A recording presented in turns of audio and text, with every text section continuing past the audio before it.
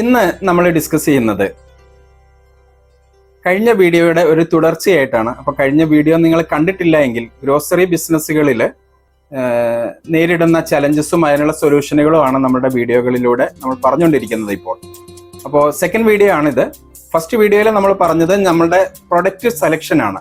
Grocery ബിസിനസ്സുകളിൽ പ്രൊഡക്റ്റുകൾ എങ്ങനെ select ചെയ്യണം എന്നുള്ളതാണ് ഫസ്റ്റ് വീഡിയോയിൽ പറഞ്ഞിരിക്കുന്നത്.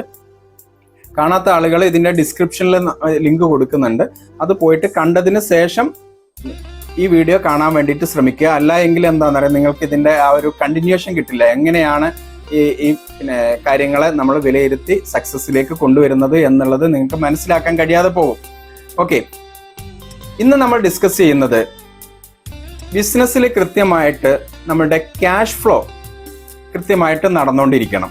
ക്യാഷ് ഫ്ലോ എന്ന് പറയുന്നത് നമുക്ക് നമ്മുടെ ബിസിനസ് നടക്കുന്ന സമയത്ത് ചിലവിനേക്കാൾ കൂടുതൽ നമുക്ക് വരുമാനം വന്നുകൊണ്ടിരിക്കണം. എങ്കിലാണ് നമുക്ക് ലാഭകരമായിട്ടുള്ള ബിസിനസ് എന്ന് പറയാൻ പറ്റുള്ളൂ. ഇന്ന് ഗ്രോസറി ബിസിനസ്സുകൾ എടുത്തു നോക്കുകയാണെങ്കിൽ ഏകദേശം 80% ഗ്രോസറി ബിസിനസ്സുകളും ക്യാഷ് ഫ്ലോയിൽ പരാജയമാണ് എന്ന് പറയാൻ കഴിയും. നമ്മൾ ഏതൊരു ഗ്രോസറി ബിസിനസ് ഓണേഴ്സിനോടും ചോദിക്കുകയാണെങ്കിലും ആഴ്ചയിൽ 2-3 ദിവസം ബിസിനസ് നടക്കും, ബാക്കിയുള്ള ദിവസങ്ങളിലൊന്നും ബിസിനസ് നടക്കുന്നില്ല എന്നുള്ള രൂപത്തിലുള്ള ഒരു ടോക്ക് ആയിരിക്കും. എന്തെങ്കിലും ഓഫറൊക്കെ ഇടുന്ന സമയത്ത് ബിസിനസ് ഉണ്ടാവും, അല്ലാത്ത ദിവസം ബിസിനസ് ഇല്ല, വെറുതെ ഇരിക്കുകയാണ് എന്നുള്ള രൂപത്തിലാണ് ബിസിനസ് ഓണേഴ്സ് ഒക്കെ പറയാറുള്ളത്. എന്താണ് ഇതിന് കാരണം? നമുക്കറിയാം, ഇന്ന് മാർക്കറ്റ് കംപ്ലീറ്റ് മാറിക്കഴിഞ്ഞു. നമ്മുടെ പഴയ യാഥാസ്ഥിതികമായിട്ടുള്ള അല്ലെങ്കിൽ ട്രഡീഷണൽ രീതിയിലുള്ള ബിസിനസ് ഐഡിയാസുകളൊന്നും ഇന്ന് ഇംപ്ലിമെന്റ് ചെയ്ത് കഴിഞ്ഞാൽ സക്സസ് ആവാൻ കഴിയില്ല. കോർപ്പറേറ്റ് കമ്പനികൾ ചെറിയ ചെറിയ വില്ലേജുകളിൽ പോലും അവരുടെ ഔട്ട്ലെറ്റുകൾ ഓപ്പൺ ചെയ്ത് തുടങ്ങിക്കഴിഞ്ഞു. അവര് ഒരുപാട് വില കുറച്ച് ചില ഉൽപ്പന്നങ്ങൾ കൊടുത്തു, ബാക്കിയുള്ള ഉൽപ്പന്നങ്ങൾ സാധാരണ MRP പ്രൈസിന് വിറ്റിട്ടും അവരെന്ത് ചെയ്യുന്നുണ്ട്, അവരുടെ ബിസിനസ്സുകൾ അവർ നല്ല രീതിയിൽ മുമ്പോട്ട് കൊണ്ടുപോകുന്നുണ്ട്. ഇത് അവരുടെ ഒരു സ്ട്രാറ്റജിയാണ്. അതേപോലെ ഓൺലൈൻ ബിസിനസ്സുകൾ, ആമസോൺ പോലുള്ള ഓൺലൈൻ കമ്പനികൾ ഗ്രോസറി ബിസിനസ് രംഗത്തേക്ക് ഒരുപാട് വളരെ പെട്ടെന്ന് ഫാസ്റ്റ് ആയിട്ട് കടന്നു വന്നുകൊണ്ടിരിക്കുകയാണ്.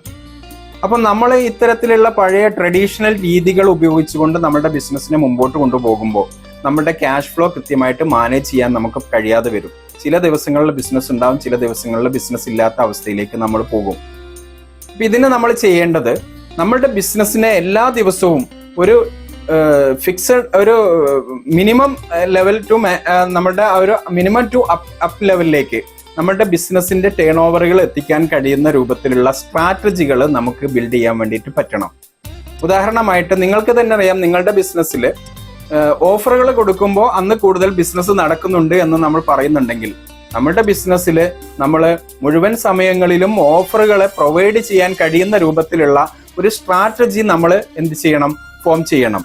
നമുക്ക് വെനസ്ഡേ ആണെന്നുണ്ടെങ്കിൽ വെനസ്ഡേ നമുക്ക് എന്ത് ചെയ്യാം, ഒരു സ്പെഷ്യൽ ഒരു ചന്ത മാർക്കറ്റ് പോലെ നമുക്കൊരു സാധാരണ ആദ്യകാലങ്ങളിലൊക്കെ ഉണ്ടായിരുന്ന ചന്തകളിലെ വിൽപ്പന നടക്കുന്നത് പോലുള്ള ഒരു അറ്റ്മോസ്ഫിയർ നമ്മുടെ ഷോപ്പുകളിൽ കൊണ്ടുവന്നുകൊണ്ട് നമുക്ക് കസ്റ്റമറെ അന്ന് അവിടേക്ക് ആകർഷിക്കാം. അതേപോലെ മൺഡേ സ്പെഷ്യൽ എന്തായിരിക്കണം, ചിലപ്പം ഫ്രൂട്ട്സിനായിരിക്കണം അന്നൊരു ഓഫർ നമ്മൾ പ്രൊവൈഡ് ചെയ്യേണ്ടത്. അപ്പൊ ഇങ്ങനെ ഒരു എല്ലാ ദിവസങ്ങളിലും നമ്മുടെ കസ്റ്റമേഴ്സിന് നമ്മുടെ ഷോപ്പിൽ ഒരു ഓഫർ കിട്ടുന്നുണ്ട് എന്നുള്ള ഒരു എഫക്റ്റ് നിങ്ങൾ ഫീൽ ചെയ്യിച്ചുകൊണ്ട് ആ ഓഫർ അവരെ ഫീൽ ചെയ്യിക്കുകയാണ്. ആ ഫീൽ ചെയ്യിച്ചുകൊണ്ട് അവരെ നമ്മളുടെ ഷോപ്പുകളിലേക്ക് എത്തിക്കാൻ വേണ്ടിയിട്ടുള്ള ഒരു സ്ട്രാറ്റജിയാണ് നിങ്ങൾ ഫോം ചെയ്യേണ്ടത്. ഇവർ നമ്മുടെ ഷോപ്പിൽ എത്തിക്കഴിഞ്ഞാൽ ഇവരുടെ ഒരു ബക്കറ്റ് വാല്യൂ നമ്മൾ പറയാറുണ്ട്. ഒരു കസ്റ്റമർ ഒരു ഷോപ്പിൽ വന്നു കഴിഞ്ഞാൽ അദ്ദേഹത്തിന് ഒരു ബക്കറ്റ് വാല്യൂ നമ്മൾ കാൽക്കുലേറ്റ് ചെയ്യണം. അവർ കയറി കഴിഞ്ഞാൽ അവർക്ക് ആവശ്യമുള്ള ഒരു പ്രൊഡക്റ്റ് മാത്രം എടുത്ത് അവർ കടന്നു പോകുന്ന അല്ലെങ്കിൽ പേയ്മെന്റ് ചെയ്ത് പോകുന്നതിന് പകരം അവരെ നമ്മൾ എന്ത് ചെയ്യണം, അവർ വന്നു കഴിഞ്ഞാൽ അവർക്കൊരു ബക്കറ്റ് വാല്യൂ ഇട്ട് അവരെ കൊണ്ട് അവർക്ക് ആവശ്യമുള്ളതും അവർക്ക് ഇനി ഭാവിയിലേക്ക് ആവശ്യം വന്നേക്കാമെന്ന് തോന്നുന്ന ഉൽപ്പന്നങ്ങളും അവിടെ നിന്ന് പർച്ചേസ് ചെയ്യിക്കുന്ന രൂപത്തിലേക്ക് നമ്മളുടെ സ്റ്റാഫിനെ നമ്മൾ ട്രെയിൻ ചെയ്തിരിക്കണം. ഇങ്ങനെ ട്രെയിനിങ് കൊടുക്കുമ്പോൾ അവരെന്ത് ചെയ്യും, അവർ കൂടുതൽ സെല്ല് ചെയ്യാൻ വേണ്ടിയിട്ട് പ്രാപ്തരായിട്ട് മാറും. ഇങ്ങനെ ആകുമ്പോൾ ഒരു കസ്റ്റമർ നമ്മുടെ ഷോപ്പിലേക്ക് കയറി വന്നാൽ അദ്ദേഹം ചിലപ്പോൾ ഒരു സോപ്പോ മറ്റോ വാങ്ങാനായിരിക്കും കടന്നു വന്നത്.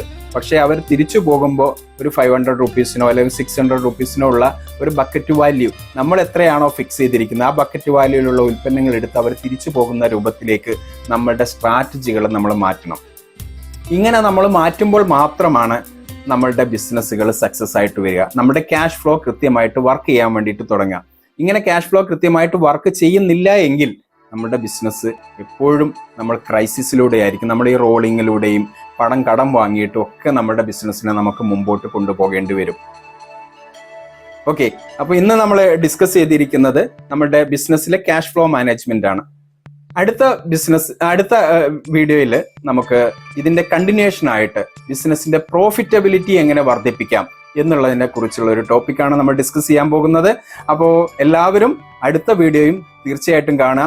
ഇത് കാണുന്നതോടുകൂടി നിങ്ങളുടെ ബിസിനസ്സിൽ നിങ്ങൾ ഇപ്പം നേരിട്ടുകൊണ്ടിരിക്കുന്ന ചലഞ്ചസിന് സൊല്യൂഷൻസ് കൊണ്ടുവരാൻ വേണ്ടിയിട്ട് നിങ്ങൾക്ക് കഴിയും.